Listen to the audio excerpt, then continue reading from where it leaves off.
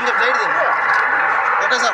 కార్యక్రమానికి విచ్చేసినటువంటి పరకాల శ్రీరామ్ మరియు వైద్య విద్యా శాఖ మంత్రి శ్రీ గౌరవనీయులు సత్యకుమార్ యాదవ్ సార్ గారికి స్వాగతం సుస్వాగతం.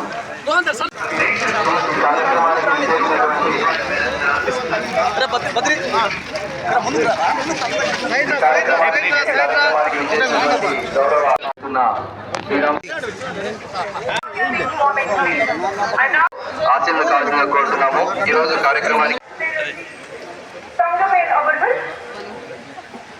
కార్యక్రమానికి ఇచ్చేసినటువంటి ఆరోగ్య శాఖ మంత్రి గారికి స్వాగతం సార్. వేదికను ఆలోచన చేస్తుందిగా కోరుతున్నాం. సంక్షేమ శాఖ మంత్రి నియోజకవర్గ ఇన్ఛార్జ్ పైటాల శ్రీరామ్ సార్ గారికి స్వాగతం సుస్వాగతం. అలాగే మన పార్లమెంట్ నియోజకవర్గ సభ్యులు ఎంపీ బీకే పార్సార్ గారిని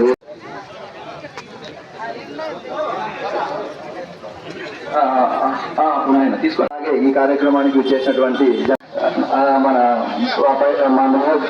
ధర్మారం నియోజకవర్గం జేఏపీ ఇన్ఛార్జ్ పైటాల శ్రీరామ్ సార్ గారిని వేదిక నిర్వహిస్తుందిగా కోరుతున్నాము. అలాగే మా మండల ట్రస్టర్ ఇన్ఛార్జ్ మహేష్ చౌదరి గారికి వేదిక నిర్వహిస్తుందిగా కోరుతున్నాము. అలాగే మన టీడీపీ మండల కన్వీనర్ శ్రీనివాస్, అలాగే మన market yard chairman Ambati Arunasri madam గారిని వేదిక నిర్వహిస్తుందిగా కోరుతున్నాము. అలాగే మేడం గారిని స్వాగతం. అలాగే మన సీడ్ కార్పొరేషన్ డైరెక్టర్ కాటమయ్య గారిని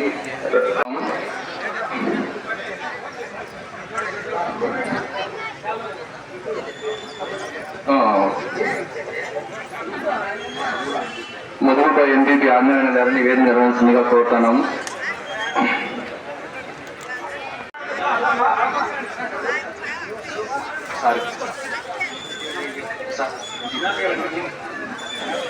ఈరోజు ఈ కార్యక్రమానికి వచ్చేసినటువంటి వివిధ గ్రామాల రైతు ఇప్పుడు మన ఎంపీ సార్ గారికి అలాగే టీడీపీ మన సార్ గారికి శ్రీరామ్ సార్ గారికి గజమాలతో సత్కారం చేయడం జరుగుతుంది. గౌరవ ఆరోగ్య శాఖ మంత్రి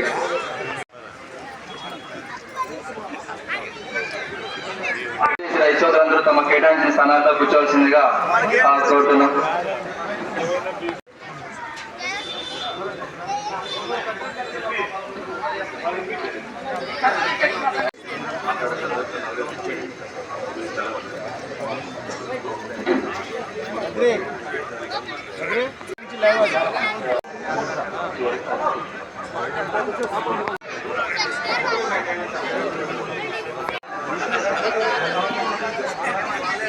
ఓకే, ఫెసిలిటేషన్ ప్రోగ్రామ్ జరుగుతుంది. ఇప్పుడు ప్రేయర్స్ అండ్ దయచేసి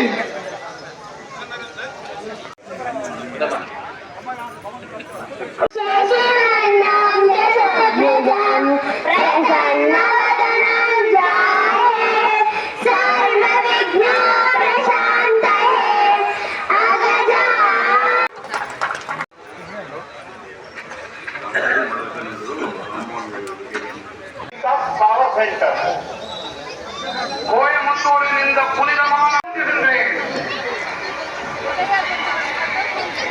கோயம்புத்தூர் என்பது கலாச்சாரம், கனிவு, கவின் படைப்பு திறன் ஆகியவற்றை தனக்கு பொருளாதாரத்திற்கு பெரும் பங்களிப்பு அளிக்கக்கூடியது. மேலும் இப்போது கோயம்புத்தூர் மேலும் ஒரு காரணத்தால் சிறப்பு பெறுகிறது. இங்கே నాడామంద ఉరుకునలాగా ఉన్న పీపీ క్షేమంగా ఉంటే దేశం బాగుంటుంది. ఆజాద్ బాబు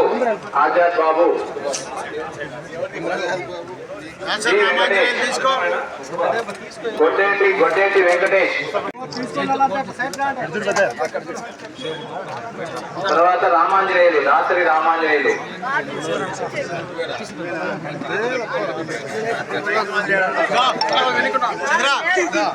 తదుపరి ఆజాద్ బాబు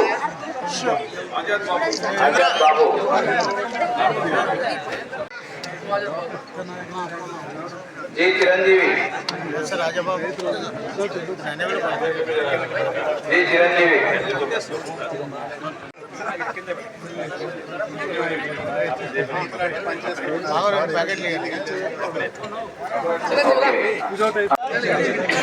మొదలైపోతేనే మెగా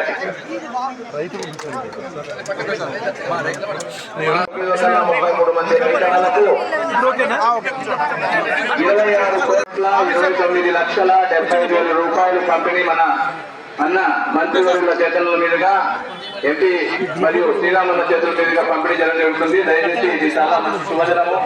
అందరికీ ఈ రోజు ఇప్పుడు రైతులు ఆల్రెడీ మాకు వచ్చినాయి రిపోర్ట్లు పడింది అని చెప్తున్నారు. అందరికీ పడుతుంది. దయచేసి కొద్దిగా ఒప్పుకోనండి. 2 or 3 days లో అందరికీ పంపిణీ చేయడం జరుగుతుంది. ఇప్పుడు PM కిసాన్ 2000 అన్నదాతకి కబడ్డీ నేషనల్ కోచ్ కెప్టెన్ నవ్య.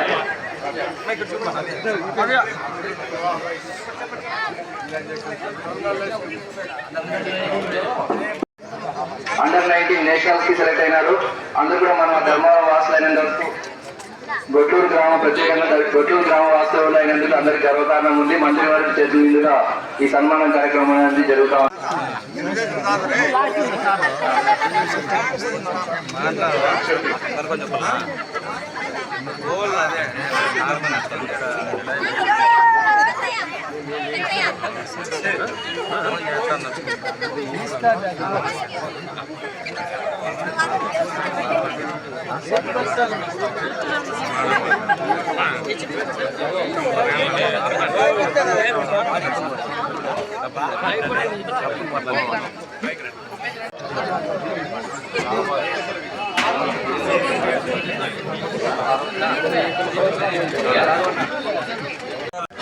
అదేవిధంగా ఆంధ్రప్రదేశ్లో అన్నదాత సుఖీభవ కింద గౌరవ ప్రధానమంత్రి నరేంద్ర మోడీ గారు, రాష్ట్రంలో గౌరవ ముఖ్యమంత్రి చంద్రబాబు నాయుడు గారు రైతన్నల అకౌంట్లోకి ఈ 2వ విడత నిధులు 7,000 రూపాయలను జమ చేయడం జరిగింది.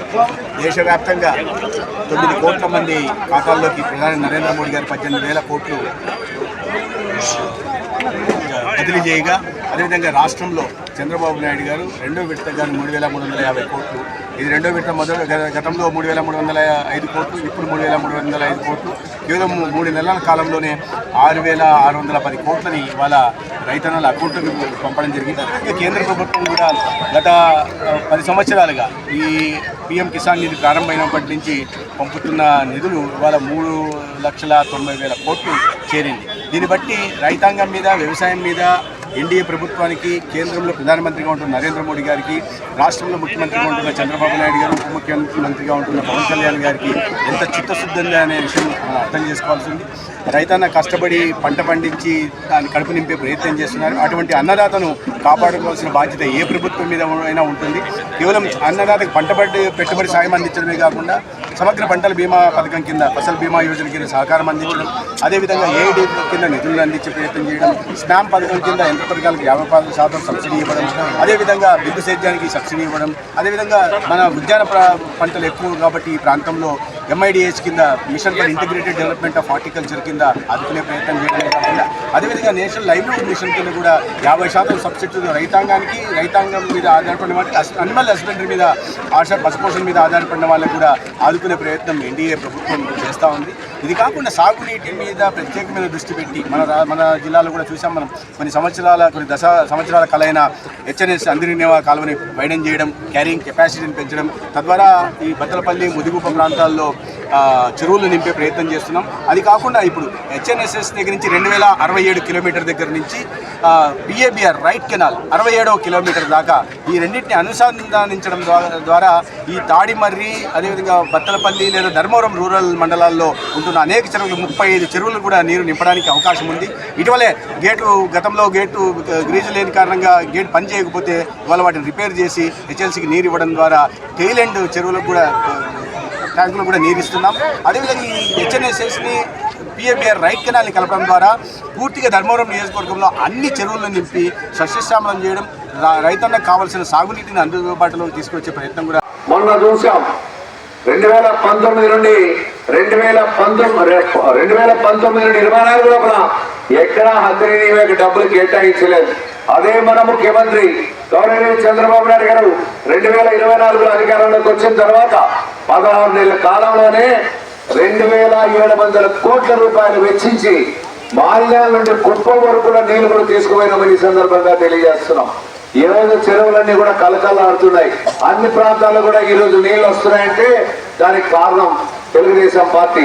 ఆనాడు మహానుభావుడు నందమూరి తారక రామారావు గారు రాయలసీమ ఎడారిగా మారిపోతుందంటే ఎడారిగా మారిపోకూడదు, దానికి నీళ్ళు ఇవ్వాలా, రాయలసీమను రతనాసీమగా మార్చాలని అందరినీ మా కాలమని తవ్వేదానికి ప్రయత్నం చేసినటువంటి వ్యక్తి నందమూరి తారక రామారావు గారు. అయితే ఈరోజు పూర్తి స్థాయిలో ఇవన్నీ కూడా పూర్తి చేయడం జరిగింది. కాబట్టి అందరూ కూడా అప్రమత్తంగా ఉండాల్సినటువంటి ఏదో విధంగా ఈ యొక్క కేసులు తప్పించుకోవాలని చెప్పేసి ఒక సీఐని కూడా, అంటే ఆ కేసులో సీఐ కూడా చనిపోతుంది, దాని మీద కూడా అనుమానం ఉన్నాయి, అది కూడా హత్య అని చెప్పేసి నిర్ధారణ అయింది. అంటే ఒకటే వైఎస్ఆర్ పాలనలో వైఎస్ఆర్ ప్రభుత్వంలో చేసినటువంటి అరాచకాలు, ఎక్కడ చూసినా అరాచకం, ఎక్కడ చూసినా కరప్షన్. లాస్ట్ తిరుమల వెంకటేశ్వర స్వామి కూడా వదిలిపెట్టలే. అలా కాదు మన ప్రభుత్వం, మంచి ప్రభుత్వం. తప్పకుండా మనం ఆంధ్రప్రదేశ్ అయితేనేమి, ధర్మవరంలో అయితేనేమి ఖచ్చితంగా రాష్ట్రాన్ని డెవలప్ చేసుకున్నాం.